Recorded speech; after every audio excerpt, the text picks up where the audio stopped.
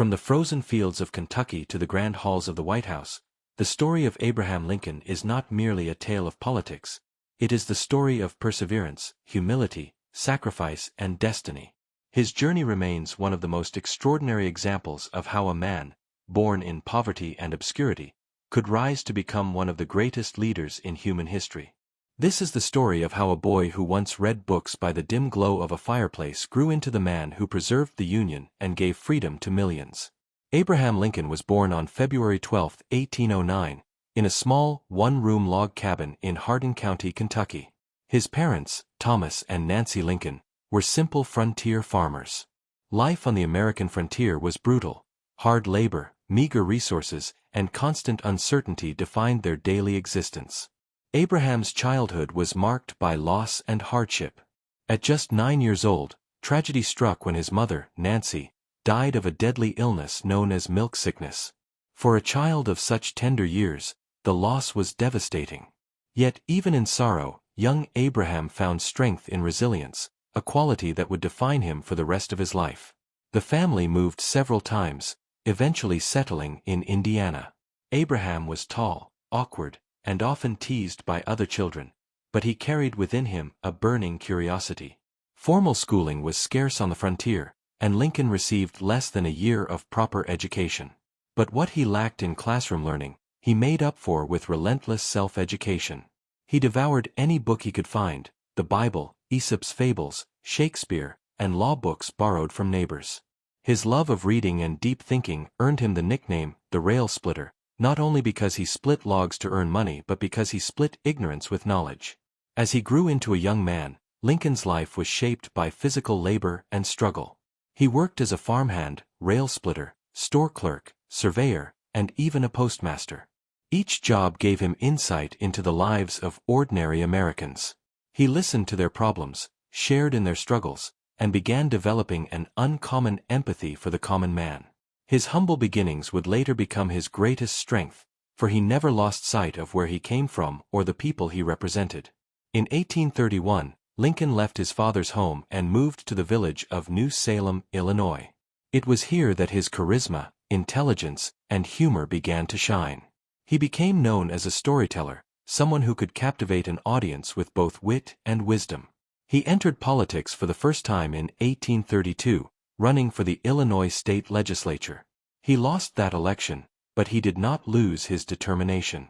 2 years later, he tried again and succeeded, beginning a political career that would shape the future of America. While serving in the Illinois legislature, Lincoln studied law on his own, passing the bar exam in 1836. He began practicing as a lawyer in Springfield, Illinois, and quickly earned a reputation for honesty, fairness, and sharp reasoning.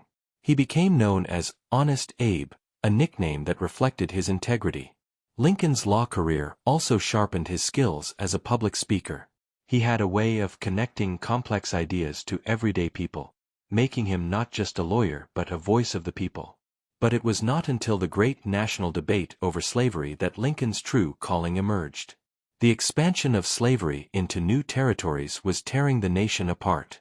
In 1858, Lincoln faced off against Senator Stephen A. Douglas in a series of debates that would bring him national recognition.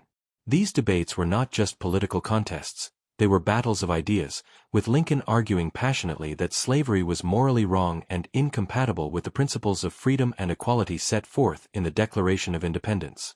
Though he lost that Senate race, Lincoln had gained something far more important: national prominence. People across the United States now knew the tall, gaunt lawyer from Illinois who spoke with conviction about liberty. His words echoed in the hearts of ordinary citizens, reminding them of the unfinished promise of the American Revolution. By 1860, America was more divided than ever. The issue of slavery threatened to split the Union apart. In this moment of crisis, the Republican Party chose Abraham Lincoln as their presidential candidate. His humble roots, honest reputation, and eloquent defense of freedom made him the right man at the right time. Against all odds, Lincoln won the election and became the 16th President of the United States. His election, however, was met with outrage in the South. Before Lincoln could even take office, 7 Southern states seceded from the Union, forming the Confederacy. The nation was on the brink of collapse. Lincoln, the boy who once read books by candlelight, was now tasked with saving the United States. On March 4, 1861, Abraham Lincoln delivered his first inaugural address. With wisdom and humility, he pleaded for unity, declaring, "We are not enemies, but friends. We must not be enemies." But despite his words, war soon followed. The Civil War, the bloodiest conflict in American history, had begun. For the next 4 years, Lincoln guided the nation through unimaginable hardship. He bore the weight of every battle, every casualty, every heartbreak. He visited wounded soldiers, listened to grieving families, and spent sleepless nights searching for the path to victory.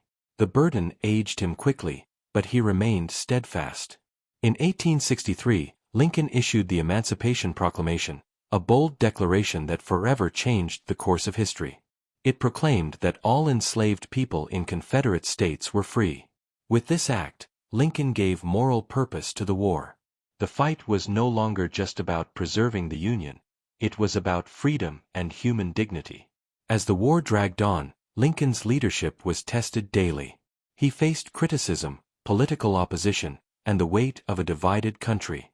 Yet, he remained guided by one unshakable belief, that democracy must endure, and that the Union must survive. By April 1865, the war was finally nearing its end. The Union had triumphed. Lincoln had accomplished what many thought impossible. He preserved the nation and ended slavery. But just as victory arrived, tragedy struck. On April 14, 1865, Abraham Lincoln was assassinated by John Wilkes Booth at Ford's Theater in Washington, D.C. The nation mourned as it had never mourned before. Yet Lincoln's legacy did not end with his death. His life story, from a log cabin to the White House, became a symbol of the American dream. He showed the world that leadership is not born of privilege, but of character. He proved that greatness can rise from the humblest of beginnings. Today, Abraham Lincoln is remembered as the great emancipator, the savior of the Union, and one of the most extraordinary figures in human history.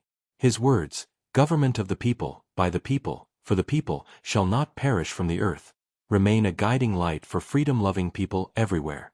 From the log cabin of Kentucky to the White House in Washington, the journey of Abraham Lincoln stands as a reminder that no obstacle is too great, no hardship too heavy, and no dream too distant for those who persevere.